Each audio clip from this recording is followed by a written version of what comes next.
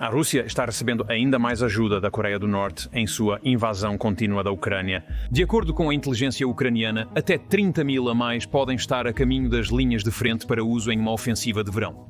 Até o momento, a Coreia do Norte enviou cerca de 14 mil tropas, incluindo 3 mil reforços para repor suas perdas. Com Moscou faminta por mão de obra e Pyongyang ansiosa para treinar suas tropas. Kim Jong-un confirmou pela primeira vez o envio de tropas norte-coreanas para lutar ao lado da Rússia contra a Ucrânia.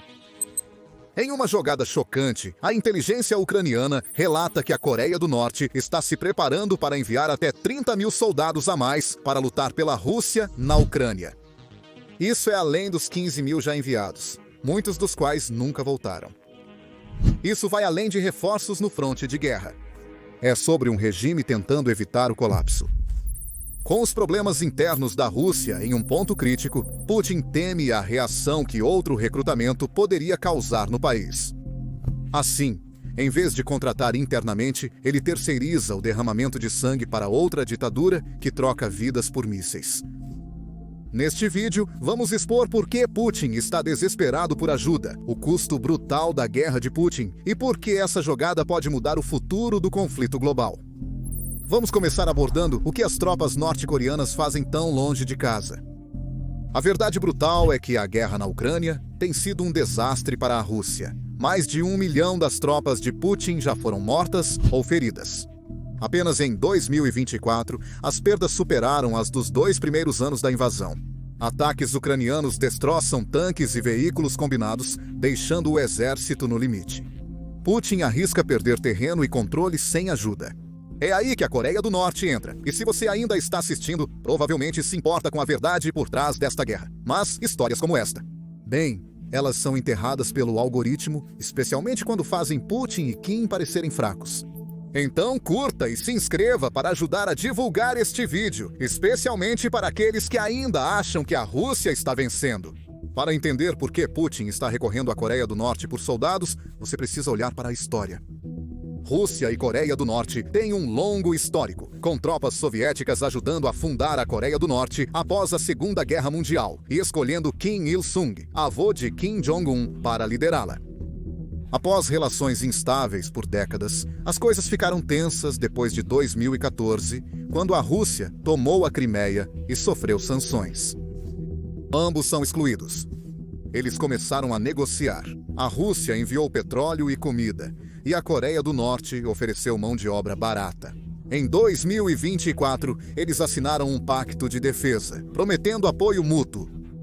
Isso não é apenas um acordo, mas uma parceria construída sobre décadas de lutas e desesperos compartilhados.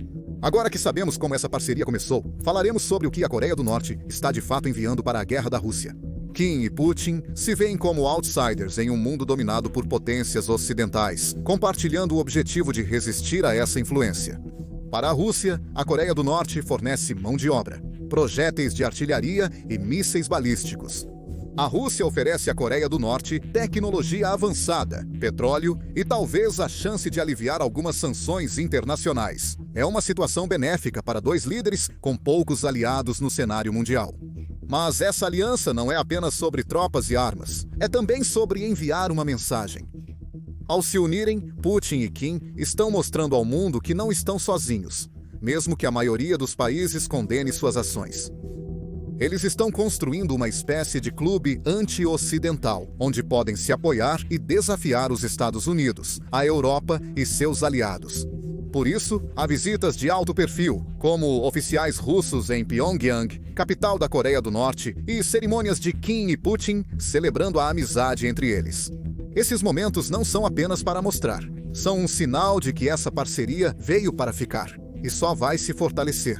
Isso nos leva às recentes implantações de tropas.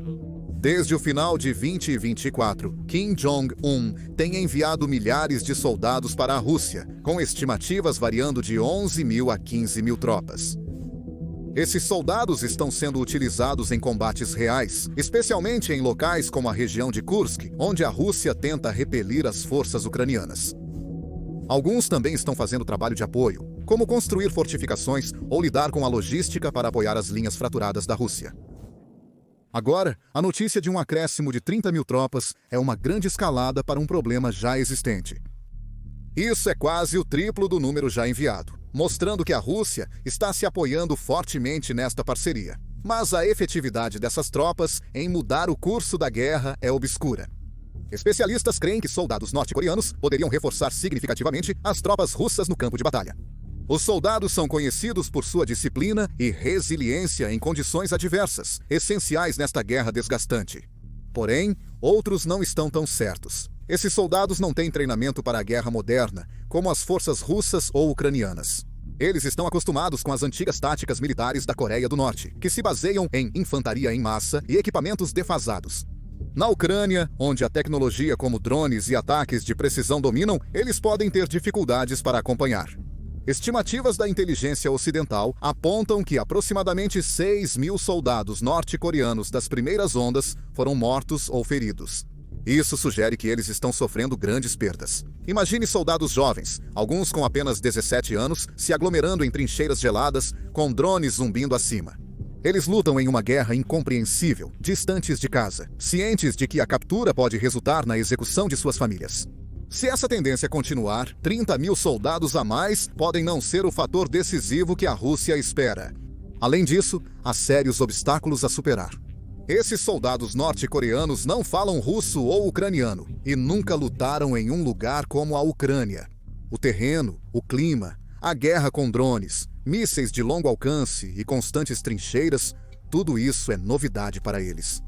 Além disso, mover 30.000 pessoas por milhares de quilômetros da Coreia do Norte para as linhas de frente da Rússia é um pesadelo logístico. Os portos norte-coreanos e os lentos navios russos demoram dias para chegar a Vladivostok, evitando detecção. Os trilhos superlotados da Rússia implicam em dezenas de viagens de trem e adiante a escassez de suprimentos.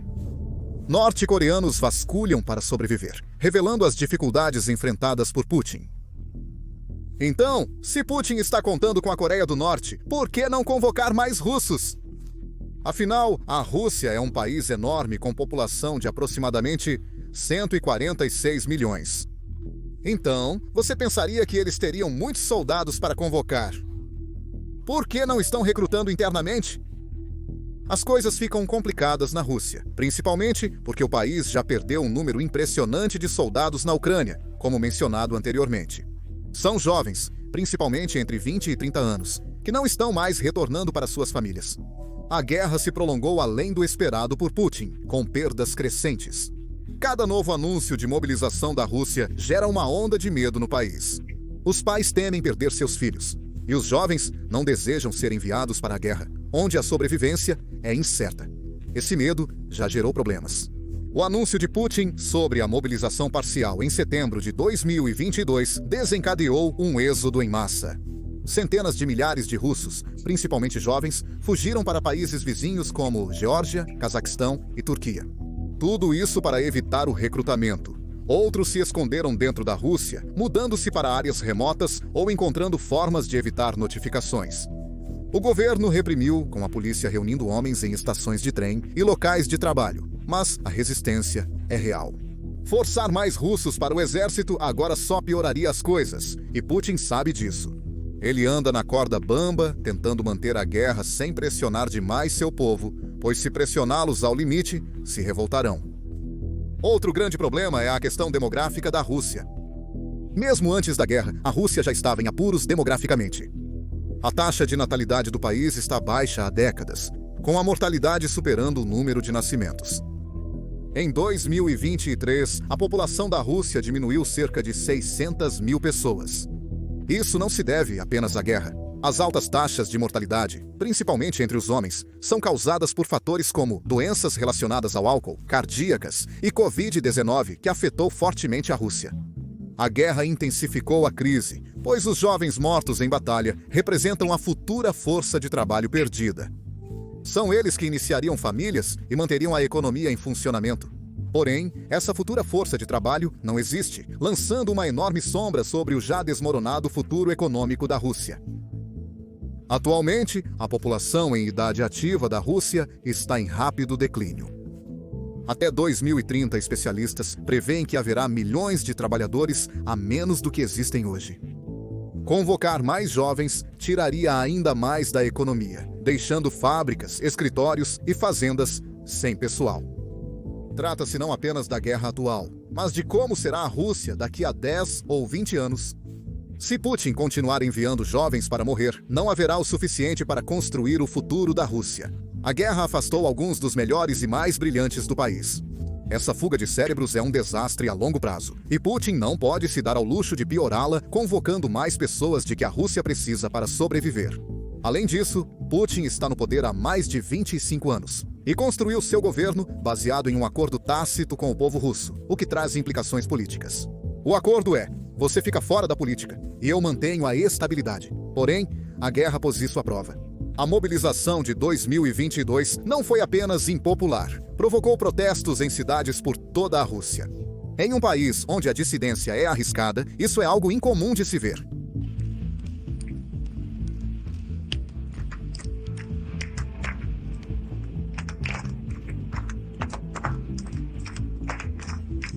As pessoas estavam irritadas, não apenas sobre o recrutamento, mas como a guerra perturbava suas vidas. Os preços de alimentos e mercadorias subiram, e as sanções ocidentais dificultaram o acesso a itens como carros e eletrônicos. Basicamente, a economia russa está em frangalhos, e os cidadãos culpam a guerra por isso. Outra grande convocação poderia levar as pessoas ao limite, especialmente em grandes cidades como Moscou e São Petersburgo, onde o apoio a Putin é mais forte. Para evitar isso, Putin tem escolhido estrategicamente quem envia para as linhas de frente. Em vez de retirar pessoas de áreas urbanas ricas, eles focaram nas regiões mais pobres, especialmente com minorias étnicas. Áreas como Daguestão, Chechênia e Sibéria forneceram muitas das tropas, enquanto cidades como Moscou foram em grande parte poupadas. Isso não é coincidência. Os russos étnicos, especialmente nas grandes cidades, formam a base política de Putin. Se ele começar a recrutar seus filhos em massa, isso poderia virá-los contra ele. Já os grupos minoritários e comunidades rurais possuem menor influência política, então suas queixas têm menos impacto. Putin tem mantido a guerra sem causar muitos problemas internos através de um cálculo frio. Outro ponto relevante é o sentimento dos russos em relação à guerra. No início, muitos acreditavam na história do governo de que era uma operação rápida para proteger os interesses russos. Porém, após 3 anos sem um desfecho e com o retorno de corpos, essa narrativa começa a perder credibilidade. Na Rússia, é difícil confiar nas pesquisas, pois as pessoas temem se expressar. Apesar disso, pesquisas independentes de 23/24 sugerem que apenas cerca de metade da população ainda apoia a guerra. A outra metade é contra ou apenas cansada disso. Pesquisas indicam que a maioria apoia diálogos de paz e o fim da guerra. Os jovens estão fartos. Eles enfrentam o recrutamento e não querem morrer por um conflito que parece cada vez mais sem sentido. Se Putin tentar mobilizar mais 100 ou 200 mil russos, ele estaria arriscando não apenas protestos, mas uma perda mais ampla de fé em sua liderança. Por isso, ele tem buscado outras fontes para conseguir mão de obra. Eles também usaram prisioneiros, oferecendo liberdade por luta e mercenários pagos para se juntar. Mas isso tem limites. As prisões da Rússia não são infinitas, e muitos dos detentos que se inscreveram no início ou morreram ou terminaram seus contratos. Mercenários como o Grupo Wagner são caros e nem sempre confiáveis.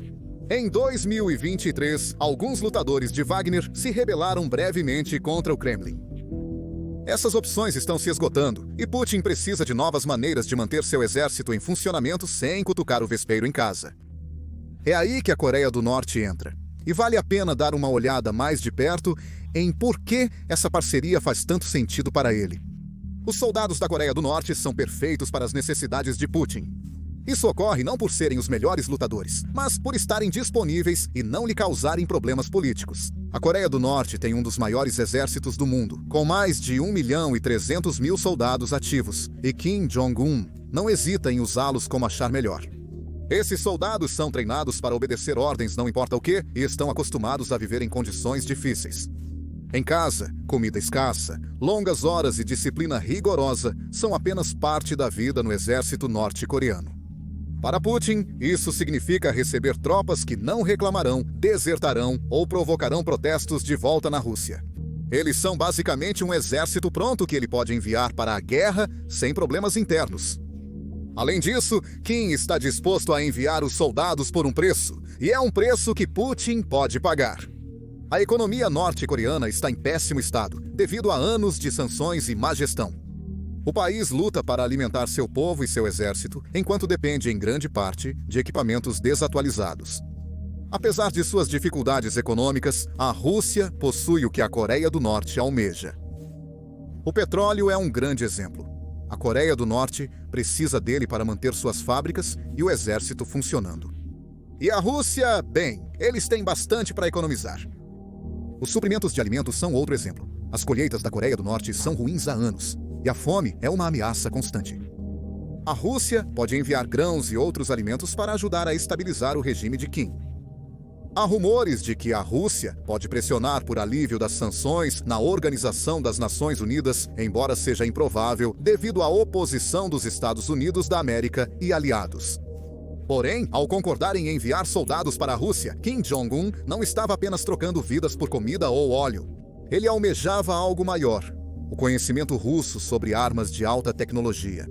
A Coreia do Norte tem tentado construir mísseis mais assustadores e defesas mais fortes por anos, mas as sanções tornaram difícil obter as peças e as habilidades de que precisam. A Rússia, com sua enorme indústria de armas, é como uma loja de doces para Kim. Em troca de tropas e munições, Putin tem compartilhado tecnologias avançadas que podem tornar o exército norte-coreano muito mais perigoso. Isso não é apenas sobre novos brinquedos, mas sobre dar a Kim ferramentas para ameaçar o mundo de formas inéditas. Relatórios de 2025 afirmam que a Rússia entregou projetos para sistemas avançados de defesa aérea, como o S-400. Estes podem derrubar aviões ou mísseis a centenas de milhas de distância. As defesas aéreas da Coreia do Norte são antigas. A maioria é da era soviética e tem dificuldades contra jatos modernos sul-coreanos ou americanos. Adquirir a tecnologia S-400 ajudaria Kim a proteger suas bases de mísseis, dificultando ataques inimigos. Também se fala da Rússia ajudando com mísseis balísticos. A Coreia do Norte vem testando mísseis capazes de atingir os Estados Unidos da América, mas alguns apresentam falhas ou erram o alvo.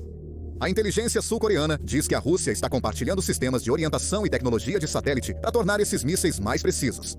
Em janeiro de 2025, um teste de míssil norte-coreano mostrou um novo padrão de voo, e especialistas acreditam na participação de engenheiros russos. Além de mísseis, a Rússia supostamente está enviando peças de jato de combate, como motores MiG-20 e 9, para atualizar a envelhecida Força Aérea Norte-Coreana. Um relatório de 2025 até mencionou pilotos norte-coreanos treinando em aviões de ataque russos, Su-25, em Vladivostok, aprendendo a voar em combate real. Esse tipo de troca é um grande negócio. Os pilotos norte-coreanos não veem ação desde a Guerra da Coreia e agora estão adquirindo experiência de batalha. Putin compartilha tecnologia com Kim para mantê-lo satisfeito e garantir o envio de tropas, apesar dos riscos envolvidos. Se os mísseis norte-coreanos melhorarem, isso pode provocar uma nova corrida armamentista na Ásia, com a Coreia do Sul e o Japão correndo para construir defesas mais fortes. Os Estados Unidos da América já estão alertando, afirmando em abril de 2025 que as transferências de tecnologia russa poderiam desestabilizar a Península Coreana. Este acordo apresenta riscos para ambas as partes. Kim Jong-un governa a Coreia do Norte com mão de ferro, mas enviar 30 mil soldados para lutar na Ucrânia não é apenas uma decisão militar, é uma aposta. Uma que poderia abalar a situação doméstica na Coreia do Norte. O povo é controlado por propaganda que retrata Kim como um líder divino e o exército como invencível. A televisão estatal exalta o poder do exército, exibindo infindáveis desfiles de soldados marchando em sincronia. Mas agora esses soldados estão morrendo em uma guerra distante que não tem nada a ver com a Coreia do Norte. Se milhares não voltarem, isso pode quebrar a história que Kim tem vendido para seu povo. Famílias em Pyongyang ou Hamhung podem começar a questionar por que seus entes queridos estão sendo enviados para morrer pela Rússia. Em um país onde questionar o líder pode levar a campos de trabalho, isso é perigoso. Para manter o controle, o regime de Kim está trabalhando além do expediente. Em abril de 2025, a mídia estatal norte-coreana anunciou um monumento em Pyongyang para homenagear os soldados mortos em Kursk. Isso retratou suas mortes como heróicas e recompensou as famílias dos soldados. Essas recompensas incluem rações extras de comida ou até mesmo a filiação ao Partido dos Trabalhadores, algo muito importante no rígido sistema norte-coreano. A inteligência sul-coreana diz que algumas famílias estão recebendo pagamentos mensais de $50, uma fortuna em um país onde a maioria das pessoas ganha menos de $10 por mês. Mas essas são apenas paliativos para um problema maior. Um desertor norte-coreano em 2023 afirmou que os soldados enviados à Rússia veem isso como oportunidade de fugir da pobreza, mas, se voltarem com relatos de derrota ou caos, pode gerar ressentimento. A Coreia do Norte nunca enfrentou uma guerra assim, e o regime não está habituado a lidar com soldados experientes que conhecem o mundo exterior. Há também o risco de deserções. As forças ucranianas capturaram 2 soldados norte-coreanos em janeiro de 2025, e ambos tentaram se matar em vez de serem interrogados, temendo que suas famílias fossem punidas. É assim que é forte o controle de Kim, mas também sugere fissuras. Se soldados forem capturados ou desertarem, poderiam compartilhar detalhes sobre o exército norte-coreano ou criticar o regime. Isso é um pesadelo para Kim, que depende do segredo para manter seu país isolado. Ele intensificou a propaganda. Relatórios de 2025 afirmam que escolas ensinam às crianças que a guerra na Ucrânia é uma luta contra demônios ocidentais. Porém, se as mortes continuarem crescendo, monumentos ou pagamentos podem não bastar para evitar questionamentos. Kim aposta que seu regime lidará com as consequências. É uma jogada arriscada que testa seu controle como nunca. A repercussão internacional também preocupa. A Coreia do Norte, já isolada, atraiu novas condenações de vários países. Sanções adicionais podem atingir duramente a economia, dificultando para Kim alimentar a população e equipar o exército. Kim acredita que as recompensas superam os riscos ao apostar em laços mais estreitos com a Rússia para fortalecer seu regime. No entanto, a Ucrânia não recua e luta de forma inteligente, transformando essa aliança em um fardo, adaptando-se rapidamente com táticas eficazes para impedir que os novos combatentes mudem o equilíbrio. As tropas norte-coreanas são disciplinadas e agressivas, mas não estão acostumadas ao campo de batalha de alta tecnologia da Ucrânia. Drones, ataques de precisão e guerra eletrônica expuseram suas fraquezas. Em março de 2025, forças especiais ucranianas explodiram um depósito de munições russo em Kursk, cheio de projéteis norte-coreanos. 90% das armas foram destruídas em um único ataque. Em abril, um ataque de drone matou 25 soldados norte-coreanos que não conseguiram identificar o zumbido sobre suas cabeças. A Ucrânia também mira as comunicações das tropas russas e norte-coreanas, cuja barreira linguística tem gerado confusão entre elas. Hackers ucranianos têm interferido nos rádios russos, piorando a situação e coletando informações. Em janeiro, 2 sargentos norte-coreanos capturados em Kursk revelaram detalhes sobre seu treinamento e moral. Panfletos em coreano foram lançados sobre as linhas inimigas, instigando a rendição dos soldados. É improvável, mas até deserções poderiam abalar o controle de Kim. Essas táticas mostram que a Ucrânia está sendo mais esperta, não apenas reagindo. Ao atacar as linhas de suprimento, explorando fraquezas com tecnologia, eles impedem que as tropas norte-coreanas sejam decisivas para Putin. Oficiais ucranianos usam isso para mobilizar apoio internacional, destacando que a dependência da Rússia pela Coreia do Norte revela o desespero de Putin. É uma chance de pintar a Rússia como um estado fora da lei, apoiando-se em outro estado fora da lei, o que poderia ajudar a Ucrânia a garantir mais armas e ajuda. Essa aliança não está apenas mudando a guerra, está abalando o mundo. Outros países estão reagindo. A OTAN vê isso como uma escalada que torna a guerra muito mais perigosa. Eles estão preocupados não só com as tropas, mas também com o impacto disso na estabilidade global. A união aberta entre Rússia e Coreia do Norte pode encorajar outros regimes autoritários a seguirem o mesmo caminho. Os Estados Unidos da América e a União Europeia estão falando sobre novas sanções para punir ambos os países. Contudo, as sanções já são tão rígidas que é desafiador achar novos meios de pressioná-los. A Coreia do Sul, que monitora de perto a Coreia do Norte, está especialmente alarmada. Eles temem que a ajuda russa fortaleça o exército norte-coreano, aumentando a ameaça à Península Coreana. A aliança Rússia-Coreia do Norte está redesenhando o mapa do poder global. Não é apenas uma ajuda mútua entre dois países, mas a formação de um novo tipo de bloco. Essa união cria um contrapeso aos Estados Unidos da América e seus aliados. Embora ainda não seja uma aliança completa, isso é um passo nessa direção, o que tem deixado outros países em alerta.